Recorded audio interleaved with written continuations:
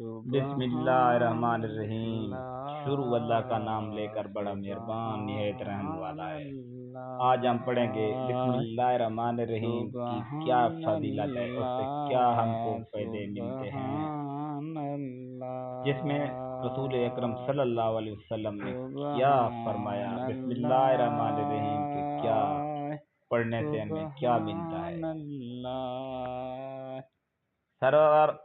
سرکار دو عالم نے فرمایا، جو شخص بسم اللہ الرحمن الرحیم پڑھے گا، اللہ کریم اس کے ہر حرف کے بدلے 4000 نیکیوں کا ثواب لکھے گا، 4000 خطائیں معاف فرمائے گا،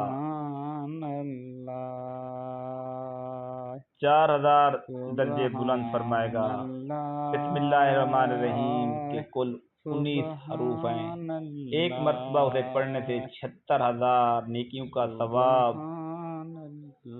اور 76000 گناہ معاف ہوتے ہیں، 76000 درجات کی بلندی ہوتی ہے۔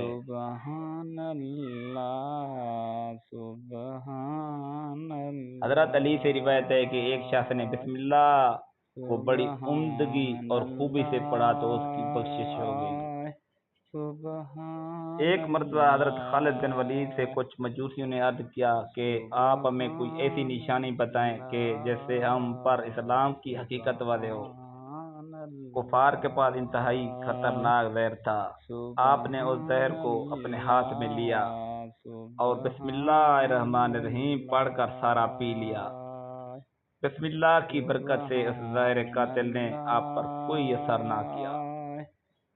یہ منظر دیکھ کر مجوسی بے ساختہ پکار اٹھے، دین اسلام حق ہے، دین اسلام حق ہے، اور وہ سب مسلمان ہو گئے۔